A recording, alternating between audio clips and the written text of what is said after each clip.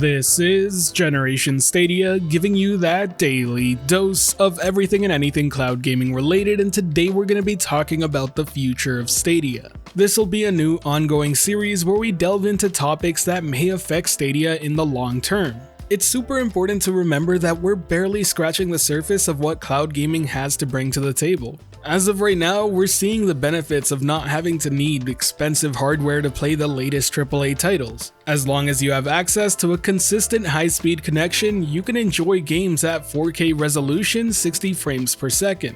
Sadly, not everyone has access to that sort of connection, but that's what's gonna change, and that's the topic of today's video. Now, many of you may have heard of something called Starlink. This is Elon Musk's new project, and it really does have a lot of potential to change the world. The main goal here is to provide high-speed internet across the world, and that would cover areas that have absolutely no access, unreliable access, or where it's very expensive. Now, if this sounds absolutely unrealistic or crazy to you, well, it kind of is. It's pretty insane the lengths they're going to actually get this accomplished. You see, Starlink isn't like your typical ISP provider. They're actually shooting satellites into the air and then gonna beam high-speed internet through those satellites directly to you. And this isn't all gonna be done by one satellite, of course. In fact, right now there's plans for about 42,000.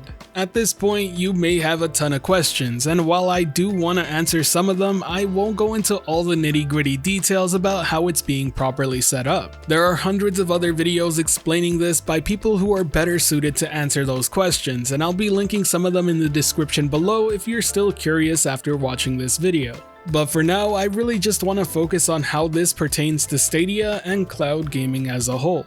And to begin, I'll talk about my own experience. You see, for those of you that don't know, I live in a pretty rural part of Canada. Now, I'm lucky enough that I do actually have access to regular high-speed internet where I live. But I'm also aware that if I drive a couple blocks north, well, there is no such access. And just to put it into perspective, my only option if I happen to live out there would be rural satellite internet ran by a couple of small companies within the area. And when we're talking prices, it would be $229 a month for 25 download, 1 upload on a 200 gigabyte monthly data cap. And as ridiculous as those prices sound, guess what? It's still better than nothing, and there are areas and people in this world who don't have any sort of internet coverage. And without any sort of connection, well, cloud gaming is a complete non-starter, but Starlink could really change that. Its goal is to provide internet across the world to all those locations that don't have access, period. And when you mix it with cloud gaming platforms such as Google Stadia, well, there's something very interesting there, because not only is it easy access to high-speed internet, but also affordable and easy access to AAA gaming. And it's important to remember, Google's target audience with Stadia has always been the billions of gamers around the globe. Now, to be very clear, none of this is going to be happening in the short term. While Starlink is currently available in a few specific test areas, it's not fully scaled to be ready for the whole world. And while Google may be targeting the billions of gamers around the world, well, they still got to release in quite a few countries before that's even remotely possible. But frankly speaking, both Stadia and Starlink are playing for the long term here. Neither's goals are realistically set anytime soon. They know it's gonna take some time. But the potential market for these sort of services in the future is immense. When it comes to internet access, it's rightfully so argued by many that it should be a human right. This day and age, our society is pretty much ingrained with it, and honestly, you're at a huge disadvantage without it. Starlink's potential impact is much further than just gaming, and while that is what we're focusing on today's video, you can easily just think about all the implications it could have. Easy access to loads of information for free for educational purposes is easily at the top of that list. And while at this point in time, Stadia is purely focused on the gaming side of things, it can't be understated that the gaming industry is still the biggest portion of the entertainment industry as a whole, and it shows no sign of slowing down anytime soon. This is why you're even beginning to see the likes of Google, Amazon, Apple, and all these other huge tech companies suddenly become interested in its market. But to get back on track here, let me just answer the question of whether or not this is even possible. I know plenty of you out there may be wondering about latency. It's already an issue down here on Earth. Wouldn't this just introduce more? To answer the first part of the question, yes, it's playable. In fact, a YouTuber who goes under the name of Josh Grisen made a video just about that. He happens to have access to Starlink already, and he tried Stadia out and gave his overall impressions. I highly suggest you give his video a watch. It'll be linked down in the description below. It's super interesting and well worth it.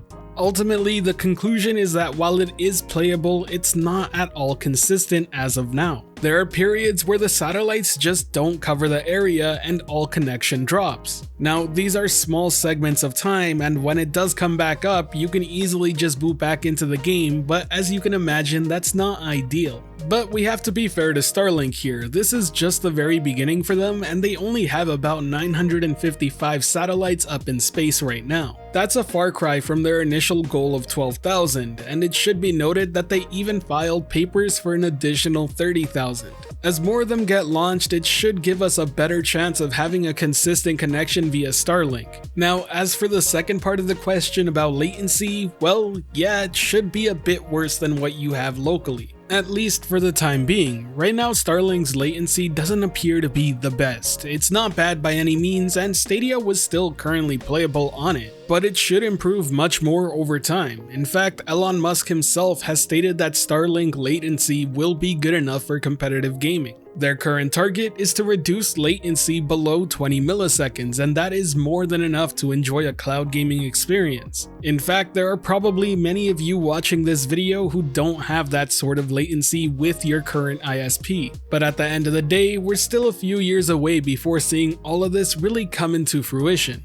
Be it Stadia being widely available across the globe or Starlink having their services available for everyone. These things will take time, but they will both work together extremely well. There are still plenty of questions that we all have that have yet to be answered. But thankfully, things seem to be going well so far, and I cannot wait to see the future that lies ahead of us. But for now, that's all I really have to say on today's subject. If you enjoyed the video or found it helpful at all, be sure to hit that like button as it really does help the channel out. And if you're wanting more content like this, be sure to subscribe and hit that notification bell as well.